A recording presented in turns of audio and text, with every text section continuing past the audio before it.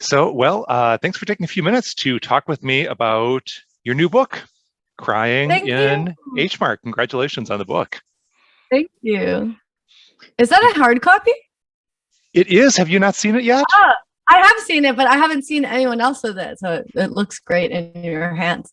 Yeah. So you had the moment when your box of author copies came and you got to open it and see it in it, physical form it for the did. first time. It came a couple days ago and it was really it felt very real for the first time. Yeah, this has been a long process for you of coming to this point of publishing this book. It's been several years now since your mom died, and you've made music about your family and your mom, and you've written essays, and now you have a book. And it strikes me, it struck me as I was reading it's I you know you I can't imagine you could have known when you started writing that this book would be coming into the world at this time when this this book about grief is going to be landing in the hands of so many people who are experiencing grief because of COVID and everything else going on in the world, racial violence, political violence. I mean, how have you been processing the idea of publishing this beautiful book about grief at this time in 2021? It still feels so unreal, like especially I have an album coming out in June, so like I've been doing so to speaking with so many different people about like this part of my life that's like felt, I finished the book in July of 2020, and so it's been, it takes quite a bit of time to like get to the sort of finishing point. But yeah, I don't know. It's hard to know whether like for the album it's so easy because it's like called Jubilee. It's this album about joy, and I feel like a lot of people it will like resonate with a lot of people. I feel like I certainly have a lot more hope for the future moving forward, and the summer's coming, and it feels like a great time for that. But this book, I don't know. I think for some people, we all like want to interact with grief in a different way. I think for some people, like it will be maybe cathartic to read about something. They'll maybe feel less alone by reading this book. And I think some people might not want to read it during this time. They might want to just like focus on feeling good. So I'm not sure. Like I think it'll mean different things to different people. I guess. Yeah, totally. Well, I get to read a book about music every week for this feature, Rock and Roll Book Club. And that means I do read a lot of musicians' memoirs. And in most cases, they're they're explicitly about music. That's the reason why the artist is writing the book. Typically, a little bit later in their career, it's time to do the memoir thing and write about how you formed your band and released this album and that album, whatever. And your book is sort of the other way around. It's about your life and your relationships with your parents, and then music sort of comes into it. It's about how you know you discovered your voice as a musician sort of through and as this experience was happening. Do you think any differently about yourself as a musician, yourself as a musical artist after the experience of writing this book about this time in your life? I do actually. I was really nervous about writing about music at all in this book. I thought, especially because like this book is so much about Korean food, and this is like the main sort of thematic vehicle. I was really worried that introducing my relationship to music was going to kind of like muddle that theme or get a little bit confusing. And I also like, I definitely don't identify myself as like the type of musician, I'm in my 30s, and like I start, in many ways I'm still like sort of beginning my career as a musician. So you have these fantastic like memoirs by people like Jeff Tweedy and Patti Smith and like even Carrie Bernstein, Kim Gordon, these like iconic people who like have really like put in the work that I definitely don't hold myself up to by in any way. So I was really nervous about that because I was kind of like, but then as I began to write it, I realized it was such an important part of like my character and also my relationship with my mom. And ultimately it's a coming of age story. It's a mother and daughter story. And that was a main point of contention for me and my mom was that I wanted to be an artist, that I was this creative person, and I wanted to be a musician, and really fell in love with this thing that she couldn't really wrap her head around. And I think part of that was like her cultural upbringing and being an immigrant parent. She really felt like it was something to protect me from.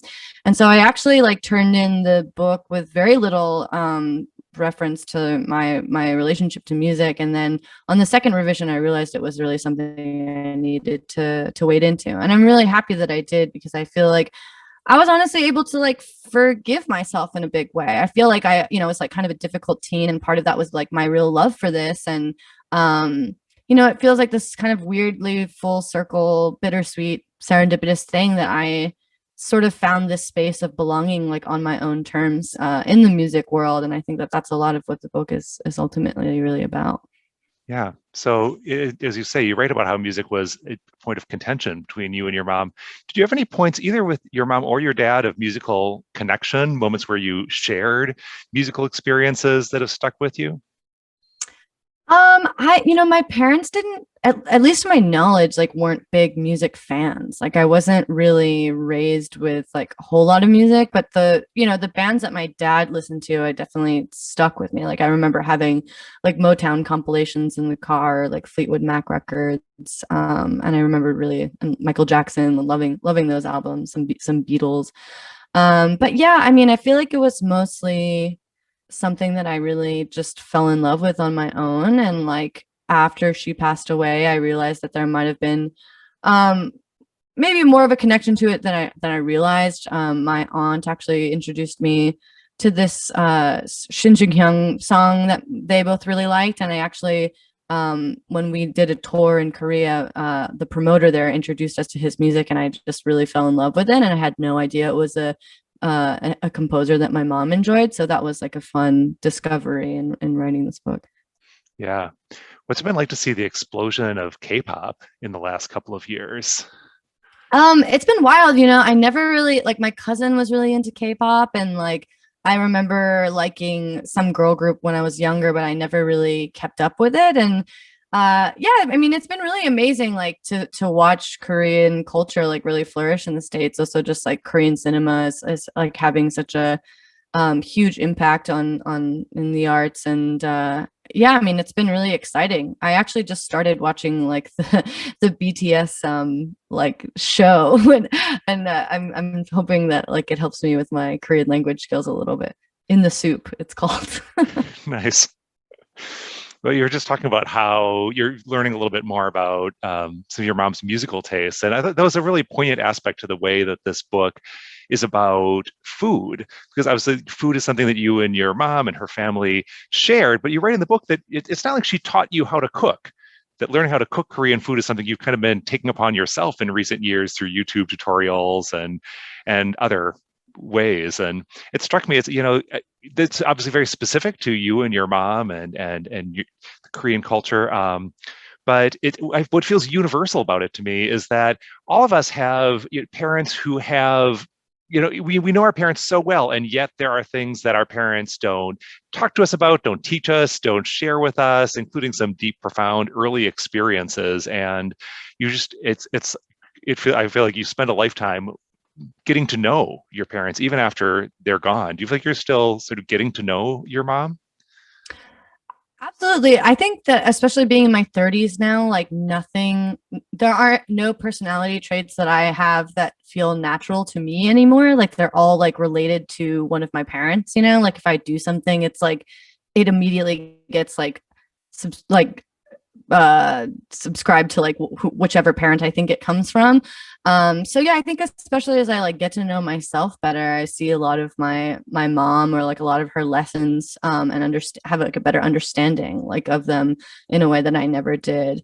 But yeah, I think for me like so much of what I try to talk about in the book too is like I feel like one of the really heartbreaking parts of losing my mom at 25 was like that was around the time when your relationship with your parents starts to get really good generally, I think. And at least it was the case with my mom and I mean I feel like a lot of teenagers like there's a lot of contention between parents, a lot of friction, and it's something that you kind of like you get to return to them a little bit as an adult in your 20s. And I feel like I had just started getting to this place with my mom where like we would talk on the phone and she would tell me more about her day and life and stop just like fixating on mine. And we were becoming friends and peers in this new way. And I think that was really exciting. But even in writing this book, like I feel like I was investigating my mother in this new way, and I learned a lot about her.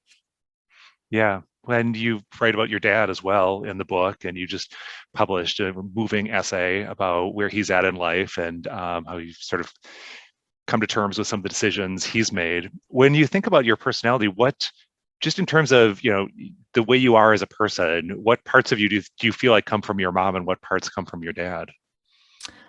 I think that like my mom was a very like social person, like the way that she interacted with people, she was very comfortable with them. And not to toot my own horn, but I do feel like I get that from her a lot. And a lot of the things that really bothered me about her when I was growing up are things that I absolutely do now. Like I would always get scolded if I like accidentally spilled something or I got hurt. And now I realize like I unfortunately am very much like that with the people in my life that I love because I get so frustrated if they like don't look out for themselves or take care of themselves in a certain way. And I realize now that it came from this like real place of love. And with my dad, I'm just very impatient and a real like bulldozer type of personality where it's like whatever it takes to get from point A to B, I will get there as quickly as possible, even if it means sort of like bursting through the wall to my detriment at times. And my father is very much like that.